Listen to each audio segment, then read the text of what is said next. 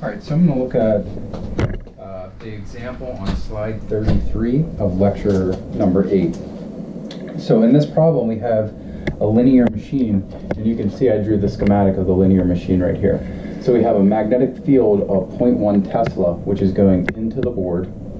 We have a 120 volt battery here, and we have 0.3 ohms of internal resistance on the battery circuit. Okay, so we have a couple questions here. The first question is part A, which says, whenever this switch is thrown at time t equals 0, 1, what is the starting current? So what will be the current through this circuit whenever this switch is thrown? And then secondly, what is the steady state velocity whenever we have no load on the machine here? So let's try and think of how we can determine that. So when the switch closes here, we get a closed circuit, okay? So as we get a closed circuit, we look through the entire circuit and we can sum up all the voltages using KVL. So KVL says VB, the battery, now we have to determine, is the voltage drop here going to be either subtracted from the battery voltage or added from the battery voltage? And determine that, we would need to know what the direction of current flow is. Well, when we throw the switch here, we see that there's going to be a higher voltage here than there will be across the bar because there will be no voltage which is induced, which I'll demonstrate in a second. So the current will flow in this direction, okay? So basically we will subtract off I times R, and we'll subtract off the induced voltage and set that equal to 0, okay? So let's do KVL on a loop. So for starting conditions, we know that the velocity is equal to 0. Then we have our equation for the induced voltage, which is the velocity times the field times the length of the conductor. And then, of course, we would have to consider the cross product of B and I, so, or B and L rather. So we're going into the board. The velocity would go this way as we would move along, and we would curl this way. So the induced voltage would be from here to here. But all we want to look at right now is what the magnitude of the induced voltage is. Well, if the velocity is equal to 0, it's pretty clear to say that the induced voltage will also be equal to 0. So this means that VB minus I start times R is equal to 0. So from there we can solve for I start, and we can say I start is equal to VB divided by R.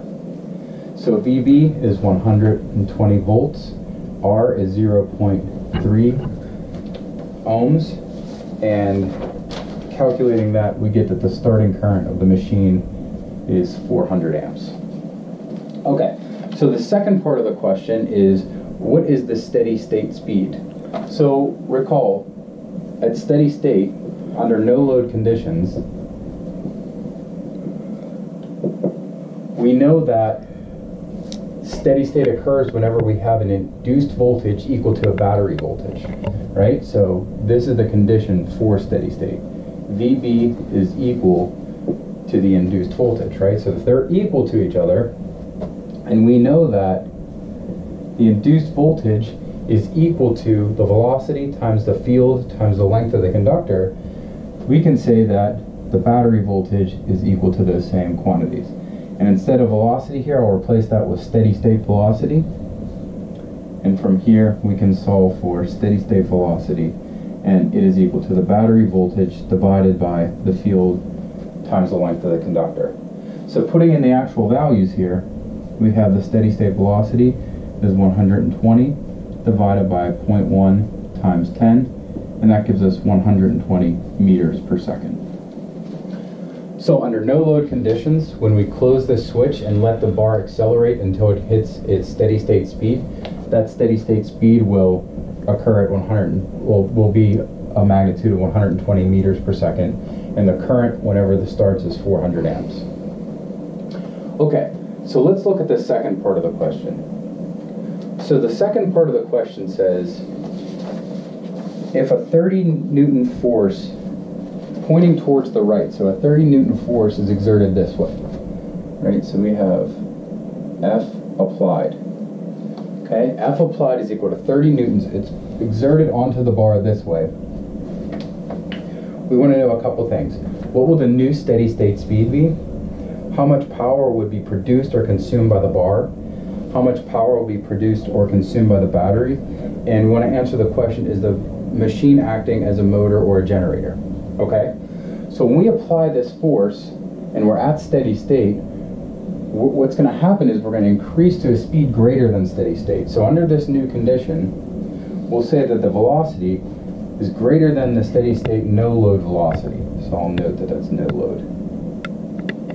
So if we increased beyond that, right, if we increased faster than this velocity, looking at this equation, that means that our induced voltage is going to rise up. And this leads us to say that the induced voltage is greater than the battery voltage. So if you look at the circuit and we have an induced voltage here which is greater than the battery here, it's pretty clear to see that current will now flow in this direction rather than the opposite direction. So when we write our new KVL equation, we'll say that VB plus IR minus the induced voltage is equal to 0, okay? Because current's going to be flowing in the opposite direction. So the question is, what is the new steady state speed? Well, to get the new steady state speed, we have to look at our equation here, which is the only equation in which speed is described. Well, if we knew the induced voltage, we could solve for the speed, okay? So look, from this equation right here, we can solve for the induced voltage. But first, we need to find out what the current is. So to find the current, we have to say what's going to happen at steady state conditions. So what is steady state conditions? Well, if we apply a force right here, we will not be at steady state conditions until there is an induced force that is equal and opposite. Right? So an induced force in the opposite direction, but it's equal. So that induced force has to be equal to the applied force of 30 newtons. Okay? So now that we know that the induced force is equal to 30 newtons, which is equal to the applied force, and we know that induced force is given by the equation I times L times B, we know the induced force, we know the length of the conductor, we know the field, we can now solve for the current. So I is equal to the induced force divided by the length of the conductor times the field. So 30 divided by 0.1 times 10. Okay, and when we calculate that, we'll get that the current is 30 amps. Okay, so now we know we have 30 amps flowing in this direction. So we have 30 amps in this direction. Now we have an equation. We know what VB is, we know what the current is, we know what the resistance is. We can solve for the induced voltage. So solving for the induced voltage, we'll just say it's the battery voltage plus the voltage across the resistor here. So what we get is 120 plus 30 amps times 0.3. And that gives us 129 volts. So we have 129 volts here and 120 volts there. And that's exactly what we said. We said that the induced voltage would be greater than the battery voltage and current would flow this way. So that makes sense. So now we can use this equation right here, E induced is equal to VBL, and we can solve for what that steady state speed is going to be. So again, we'll say steady state speed is going to be the induced voltage divided by the field times the length of the conductor. So now the voltage went up to 129. Again, we have 0.1 for the field, 10 for the length of the conductor, and this gives us 129 meters per second. Okay? So this makes sense. We applied a force in the direction that the bar was already moving. The bar speeds up, right? That's exactly what we thought was going to happen. Current then flows to the opposite direction. So if current is flowing to the opposite direction and we say the induced voltage is such that the positive polarity is up and the negative polarity is down, we can see that using the passive sign convention, this here is our source of power. Okay, so the power on the bar, and that's the source because the current is flowing in through the negative and out to the positive. And here we would have through the positive, negative, positive, negative. So these are our passive elements. So we have here the power on the bar is simply equal to the induced voltage times the current, and that's 129 times 30, and that gives us a total power of 3,870 watts. Okay? Now what if that's produced or consumed? It's obviously produced if we use the passive sign convention, because you see that current is flowing through the negative end and the voltage is aligned from positive to negative here, so that would be negative 3,870, and that means that it's supplying power. Supplying. Okay? Now if you look at the polarity on the battery, you'll see the current is going into the positive end and out through the negative end. So for the battery, we have VB times I, which is 120 times 30, and that equals 3,600 watts, right? So this is, based on the passive sign convention, obviously consuming power, right? And that makes sense. It's consuming power because current is flowing in the opposite direction. So with that being said, what is the operation of the machine? Well, it's clearly operating as a generator. The bar is being used to induce a voltage which supplies a current back and charges the battery. Okay, so the next question is, what if the force is exerted in the opposite direction? Okay, so now I want to say, I'll erase that force here and erase this force here. And now I want to say that the applied force is in this direction. Oh, sorry, wrong direction. The applied force is in the opposite direction now. Okay, so the applied force is in the opposite direction. We apply a force in the opposite direction, it's obvious the bar is going to slow down. Okay? So if the bar is going to slow down, that means that E induced is then less than VB. Okay? So in this case, we still have current will be flowing in this direction. Okay? So if current's flowing in this direction, we'll change the sign on this element right here. And we'll clearly see that if this slows down, we're eventually going to come to a steady state whenever our induced force, which is exerted this way, is equal to the applied force, which is going back the other way.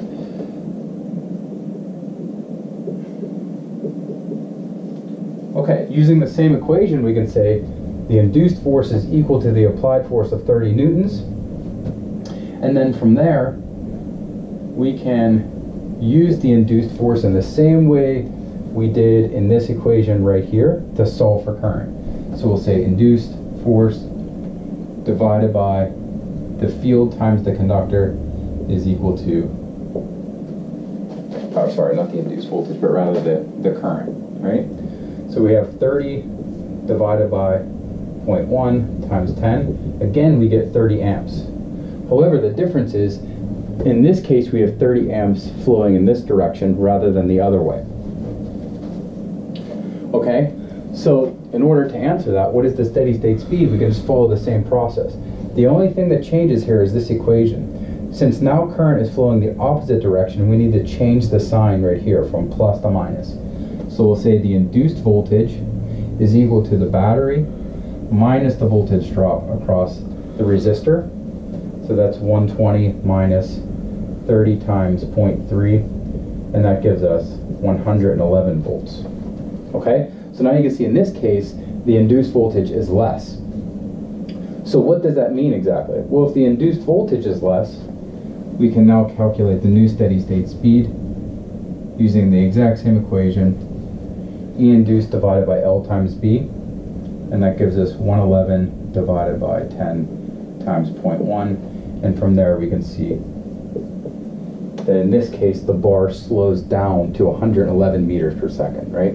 So we add a load against it, it slows down to 111 meters per second. We still have the same current, except it's flowing in this direction. So now, the question is this acting like a motor or a generator?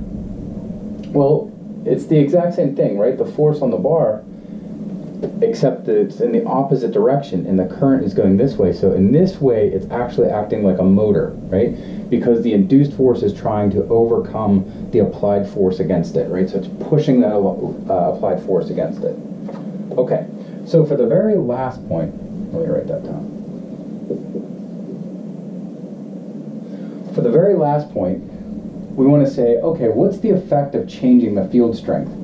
So we go back to the original question of steady state speed and say, okay, how do we calculate the steady state speed? How is it affected whenever we change the strength of the field? Okay, so we can just go right back to this assumption right here, which is when steady state conditions, the battery voltage is equal to the induced voltage, and develop this equation and simply change the strength of the field. So we'll simply say that VB or VSS is equal to VB divided by BL. The battery voltage is the same. The field strength drops from 0.1 Tesla to 0.08 Tesla multiplied by the bar. So everything is the same except we drop the strength of the field. You could see that the steady state velocity is inversely proportional to the strength of the field. So whenever we reduce the strength of the field, we will get that the bar will actually speed up to 150 meters per second, right?